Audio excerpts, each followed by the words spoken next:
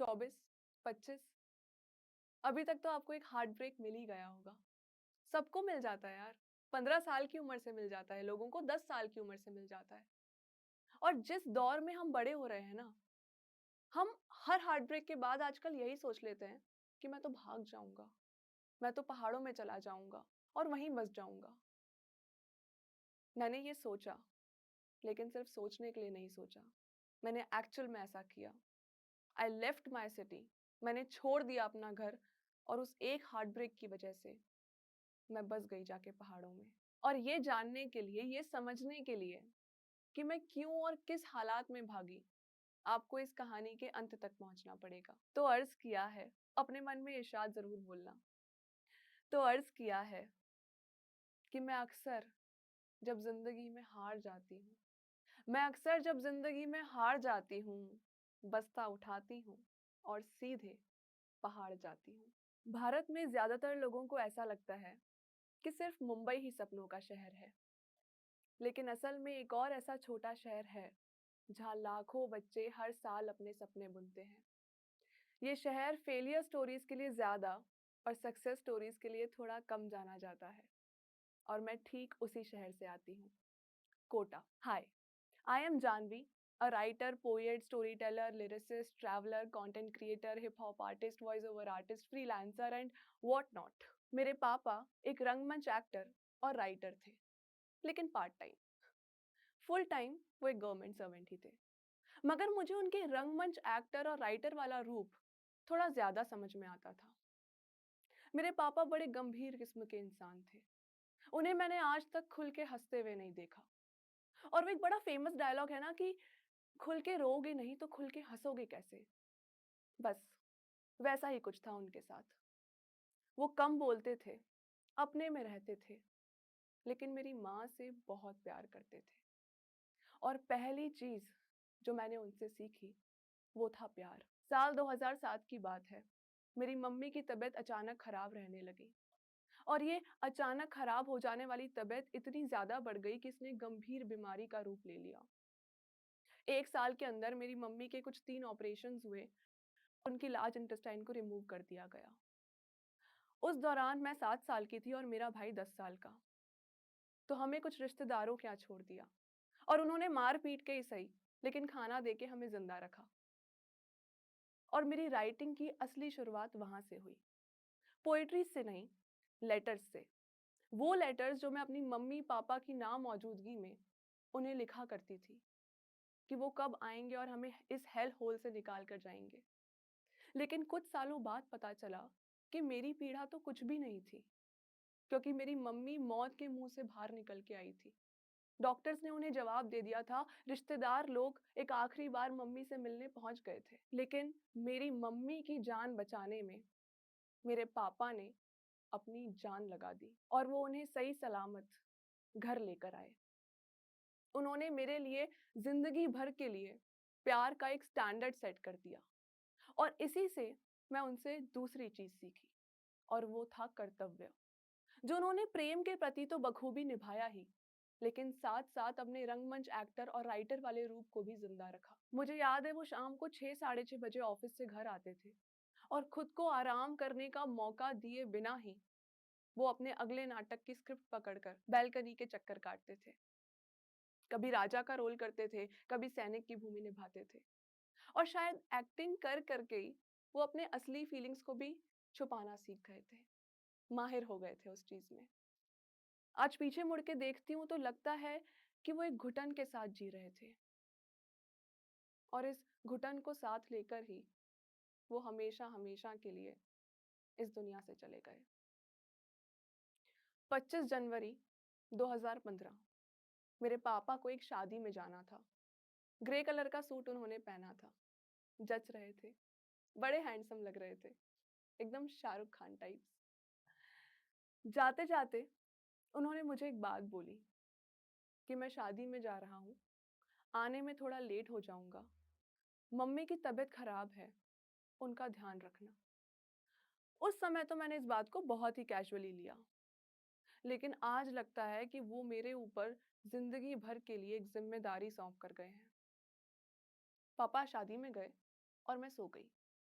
2 घंटे बाद मम्मी के पास कॉल्स पे कॉल्स, मैसेजेस पे मैसेजेस आना शुरू हुए और रिश्तेदारों तक कहीं न कहीं से ये खबर पहुँची कि मेरे पापा का एक्सीडेंट हो गया है और हमें बस इतना बताया गया कि उन्हें हॉस्पिटल लेकर गए हैं। मम्मी ने एक बैग लिया और उसमें ज़रूरत के कपड़े, बर्तन, छोटी-मोटी खाने-पीने की चीज़ें सब भर लिया क्योंकि हॉस्पिटल में तो किसी भी चीज़ की ज़रूरत पड़ सकती है। 15 साल की जाह्नवी को लगा कि उस समय अगर सबसे ज़्यादा ज़रूरत हमें किसी चीज़ की है, तो वो है भगवान जी की। और हमारे किचन में ना ऐसी एक छोटी-सी तस्वीर होती थी भगवान जी की, जिसे सॉकेट में लगाओ तो उसमें ऐसे लाइट जल जाती है।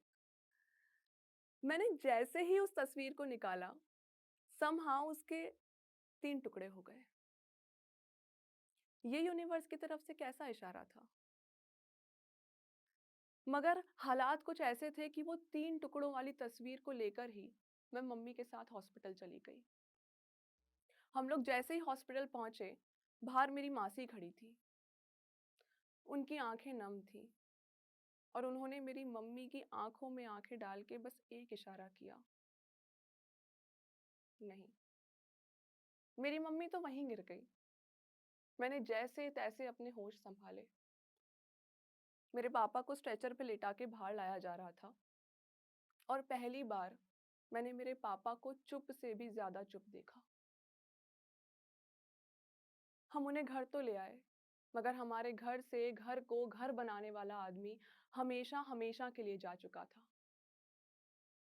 हमारे परिवार की नींव कमज़ोर हो गई। 3 साल लग गए मुझे, मम्मी और मेरे भाई को एक-दूसरे को समझने में और खुद को और एक-दूसरे को सँभालने में। हादसा ही इतना बड़ा था। चले पापा गए, मगर मौत से हम जूझ रहे थे। मगर जाते-जाते जो एक चीज़ वो मुझे हमेशा के लिए दे गए, वो था प्रेम और कर्तव्य के प्रति उनका जुनून। वो जिस सीढ़ी पर इस जुनून को छोड़ के गए थे, ठीक उसी सीढ़ी से मैंने उनकी यादें और उनके आशीर्वाद को लेकर चढ़ना शुरू किया और अपनी पहली कविता पोर्ट्रेट्स एट अ प्लेस अपने पापा के नाम लिखी। पापा के बाद मैंने खुद को कविताओं में, किताबों में, कहानियों में झोंक दिया। उस समय ना मुझे पैशन की समझ थी, ना पैसे की परवाह। मुझे हर वो चीज़ अच्छी लगती थी जो मुझे खुद से बेहतर तरीके से जोड़ रही है, एक नया नज़रिया दे रही है। वो सब सोचने पर मजबूर कर रही है जो एक आम आदमी नहीं सोच पाता। 2015 से 2016 तक मैं लिखती रही और फिर मेरा इंट्रोडक्शन हुआ इंस्टाग्राम से। आज जिस पेज पर मेरे मिलियंस में व्यूज हैं, कभी वो page penning down the fields के नाम से उस बच्ची ने बनाया था जिसके पास शिकायत करने के लिए लोग नहीं थे। छोटी छोटी कविताओं को पिक्चर फॉर्मेट में लिखना, 200 लाइक देखकर खुश हो जाना और फिर अपनी अगली कविता की ओर बढ़ जाना, बस यही मुझे दुनिया के सामने भी रख रहा था और दुनिया से दूर भी। वक्त बीता, 12th के एग्जाम्स हुए, मेरा रिजल्ट आया and I scored really well. I was the topper of my school और अब समय था हायर स्टडीज के बारे में सोचने का और कोटा से बाहर निकलने का। तो मम्मी और भाई ने फैसला किया कि हम लोग जयपुर चले जाएंगे और मेरा एडमिशन जयपुर के किसी कॉलेज में हो जाएगा। मगर मेरा दिल तो मुंबई जाने का था क्योंकि बचपन से पापा को एक्टिंग करते हुए देखा है और मुझे ऐसा लगता था कि मेरे अंदर अगर कोई कला है तो वो सिर्फ एक्टिंग की है। मैं एक्टिंग करने के लिए ही पैदा हुई हूँ। मगर मेरे फैसले डगमगा रहे थे। एक तरफ मम्मी को अकेले छोड़ के जाने का डर था, मगर दूसरी तरफ सपनों की उड़ान भी तो भरनी थी। जब मैं इस डिलेमा के बीच थी, तो मैं अपने मैथ्स टीचर पुनीत सर के पास गई और उनसे ये सब कुछ शेयर कर दिया।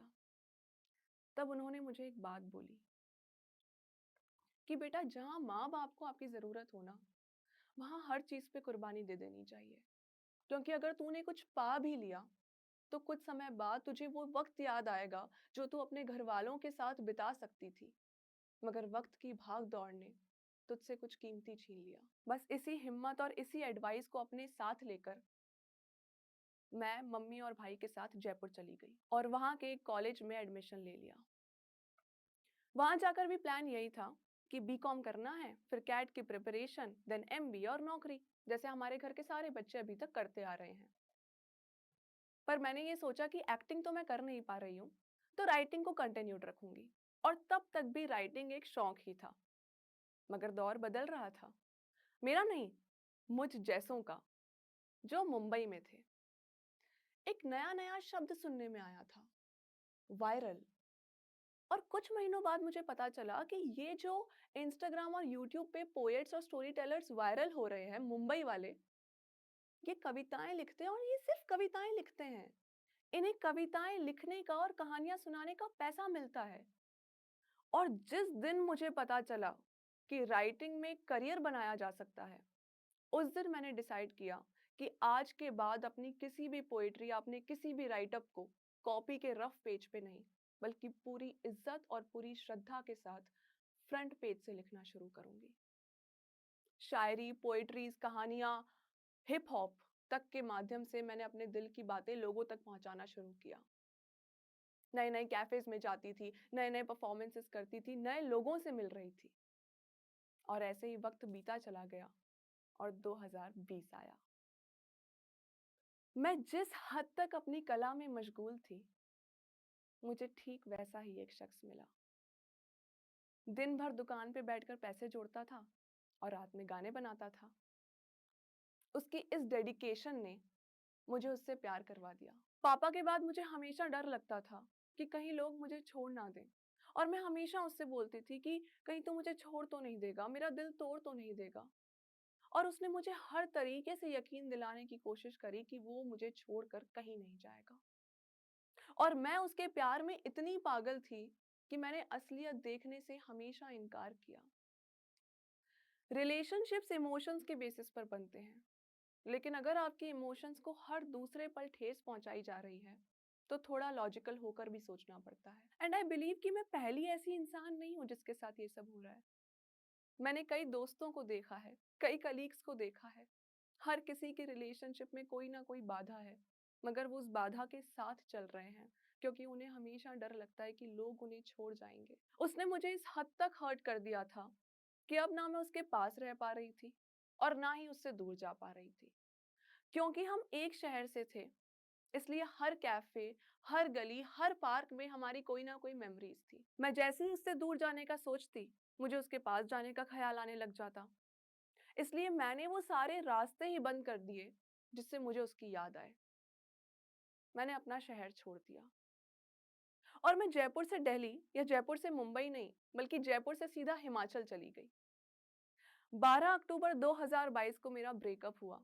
13 अक्टूबर को मैंने कसोल के एक हॉस्टल में as a property manager apply किया। 14 अक्टूबर को मेरा पहला इंटरव्यू कॉल था। 15 अक्टूबर को मैंने अपना दूसरा इंटरव्यू क्लियर किया। 16 अक्टूबर 2022 को मैं सिलेक्ट हुई और 19 अक्टूबर की सुबह मैं हिमाचल में थी। लाइफ के बहुत बड़े डिसीजंस मैंने एक झटके में ले लिए थे। जब मैं हिमाचल पहुंची, सामने पहाड़ थे, आसपास ठंडी हवा चल रही थी, मगर मेरे दिल में एक अजीब सी बेचैनी थी क्योंकि मैं अपने प्यार, अपने परिवार और अपनी पोएट्रीज तीनों से बहुत दूर हो गई थी। मुझे लगा कि अब इससे ज्यादा डाउनफॉल तो क्या ही आएगा। एक पेरेंट को खो दिया, जिससे प्यार किया उसे खो दिया, जो शहर नहीं छोड़ना था उसे छोड़ दिया, कविताओं ने मुझ तक आना बंद कर दिया। मतलब मैं नंब हो गई हूँ। मेरे अंदर कोई फीलिंग्स नहीं है, मैं पत्थर सा महसूस करने लगी थी। कसोल में सुबह 7 बजे मेरी शिफ्ट शुरू होती थी और रात के 12 बजे तक वो चलती थी। और मैंने खुद को कामों में बहुत ढंग से व्यस्त कर लिया। और एक हफ्ते की बेचैनी के बाद मेरी जिंदगी में लोगों की कमी होना बंद हो गई, क्योंकि मैं एक हॉस्टल में काम करती थी। वहां हर दूसरे मोमेंट पे कोई ना कोई गेस्ट आता था और मोस्टली वहां पे सोलो ट्रैवलर्स आते थे और लगभग वो मेरी उम्र के ही होते थे। धीरे धीरे मैंने लोगों को अपने बारे में बताना शुरू किया कि कैसे मैं पोइट्रीज करती हूँ, रैप करती हूँ, शायर हूँ। तो लोग भी इंसिस्ट करने लगे कि आज तो जानवी शायरी सुनाएगी, आज तो जानवी पोइट्री करेगी। तो सुबह 7 बजे से शाम के 7 बजे तक मैं अपने सारे जरूरी काम खत्म करती और शाम को 7 बजे हॉस्टल के कॉमन एरिया में चली जाती, जहाँ पे सब लोग बैठ के चिल करते थे। शुरू शुरू में तो मुझे स्ट्रेंजर्स के सामने परफॉर्म करने में बहुत घबराहट हुई, मगर धीरे धीरे मैं शाम होने का इंतजार करने लगी, जब लोग मुझे सही तरीके से सुनते थे, मेरी कविताओं में अपना कुछ ढूंढते थे और एक बार के लिए सारी चिंताओं को भूल जाते थे। तब मैंने अपने लिए अपनी कामयाबी की डेफिनेशन रीसेट की। जब मैं जयपुर छोड़ के हिमाचल आई थी, तब मैंने एक जर्नल मेंटेन की थी और उस जर्नल के पहले पन्ने की पहली लाइन थी, आई हेट ट्रैवलिंग। और आज मैं एक ट्रैवल कंटेंट क्रिएटर हूँ। लोकल कल्चर्स में अच्छे से घुल मिल जाती हूँ। एक ट्रैवल कंपनी भी रन करती हूँ। अवेयरनेस क्रिएट करती हूँ ट्रैवल के अराउंड। और ये सब हो पाया उस एक डिसीजन की वजह से, एक इंसान की वजह से और एक ब्रेकअप की वजह से। और मुझे यही समझ में आया है कि अगर आपको आपके आंसर्स नहीं मिल रहे हैं, so you have to escape the known and move towards the unknown. जब कुछ नहीं बचता तो ये तरीका हमेशा काम आता है, जो आपको मरने नहीं देता और जिंदा रखता है। ये सब मेरे साथ हो गया और प्यार करके मैंने देख लिया। और प्यार करने के बाद मुझे सिर्फ इतना समझ में आया कि हर इंसान आपकी जिंदगी में किरदार निभाने ही आता है। कभी कभी वो किरदार उम्र भर कहानी में रह जाता है, तो कभी आखिरी के कुछ पन्ने आपको अपने हिसाब से भरने पड़ते हैं। अगर कोई आपका साथ नहीं दे पा रहा, हर दूसरे पल झूठ बोलकर आपको बेचैन कर रहा है, तो बेहतर है उसका साथ वहीं छोड़ दिया जाए। कोशिशों में कमी मत रखना, लेकिन कमी अगर कोशिशों की जगह इंसान में झलकने लग जाए, तो अपनी कोशिशों का सही जगह ही इस्तेमाल करना। और सुनो, अगर कोई साथ निभाने वाला नहीं मिले ना, तो अकेले ही निकल जाया करो, क्योंकि ये साथ निभाने वाले अक्सर घर में कैद करके रखते हैं।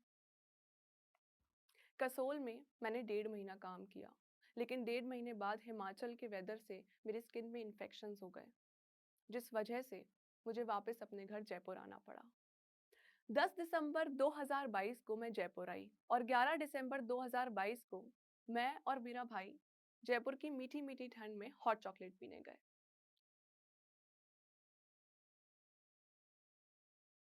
बायोडेटा और फोटोज देख के लड़का पसंद करना, ये मुझसे नहीं होगा। इसलिए मैंने शादी.com पे प्रोफाइल बनाई।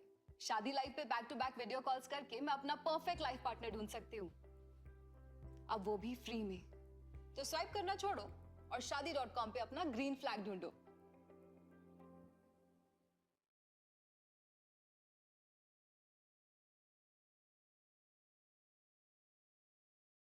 और जैसे ही हम लोग गाड़ी से बाहर गए, मैंने नोटिस किया कि जयपुर बहुत ब्राइट लग रहा है। और इसकी वजह ये थी कि जब मैं हिमाचल में थी, वहां पे पीछे एक फ्लाईओवर स्टार्ट हुआ था, जिसकी लाइट्स बहुत ज्यादा ब्राइट थी। तो मैंने जैसे ही अपना फोन निकाला, मैंने देखा कि मेरा चेहरा चमक रहा है। अब क्योंकि मैं हिमाचल में इतने टाइम से पोइट्रीज परफॉर्म कर रही थी, तो हर शाम मेरे अंदर परफॉर्म करने की इच्छा जगने लगी थी। तो इसलिए मैंने अपने भाई को बोला कि हम लोग एक वीडियो बनाते हैं। अब ऑफ कोर्स मेरे पास हिमाचल जितनी ऑडियंस तो नहीं थी, लेकिन एक कलाकार के लिए एक ऑडियंस भी काफी होती है। तो मैंने अपना फोन निकाला और मैंने उसको बोला कि मैं बोलूंगी अर्ज किया है, तू बोलना इरशाद, और मैं एक शायरी करूंगी और तेरे को जहां अच्छा लगे तू वाह वाह बोल देना। उसने बोला ठीक है, मेधांशु शायरी सुनेंगे, है ना। मैं बोलूंगी अर्ज किया, आपको बोलना है इरशाद, है ना। और जहां आपको अच्छा लगे वहां वाह वाह तो करना ही है, ठीक है। ओके, तो अर्ज किया है। नसीब की बात करके हम रो दिए, नसीब की बात करके हम रो दिए, जरा सी सांस भर के हम रो दिए। नसीब की बात करके हम रो दिए, जरा सी सांस भर के हम रो दिए। हाथ छूटने वाला है ये सोचकर, हाथ छूटने वाला है ये सोचकर, एक दूजे का हाथ पकड़ के रो दिए। क्या मालूम वो बुझे बुझे खुश रहते, क्या मालूम वो बुझे बुझे खुश रहते, दो चिराग शायद जल के रो दिए। और जो ऐसे बिखरे कि खुद को समेटे रखा, जो ऐसे बिखरे कि खुद को समेटे रखा, वो जब संभले तो संभल के रो दिए। और तेरे ना मिलने पर ज्यादा कुछ नहीं हुआ, तेरे ना मिलने पर ज्यादा कुछ नहीं हुआ, बस इबादतें रो दी मेरे सदके रो दिए। ये वो पहली कविता थी जो मैंने अपने भाई के साथ रिकॉर्ड की और 13 दिसंबर 2022 को मैंने ये वीडियो अपलोड किया। एक हफ्ते के अंदर उस वीडियो पे 1 लाख व्यूज आ गए, मेरे पहले 1 लाख व्यूज।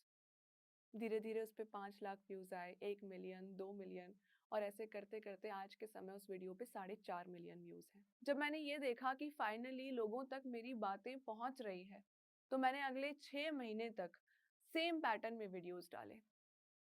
और धीरे-धीरे मेरा इंस्टाग्राम अकाउंट 5000 फॉलोअर्स से 1 लाख फॉलोअर्स तक पहुँच गया। फिर अगले 1 साल में मैंने अपना एक ट्रैवल अकाउंट भी बनाया और शायरी और ट्रैवल पेज दोनों को साथ में ग्रो किया। आज मैं खुद के पेजेस मैनेज करने के साथ-साथ औरों के भी पेजेस मैनेज करती हूँ, इंस्टाग्राम एंड लिंक्डइन बोथ।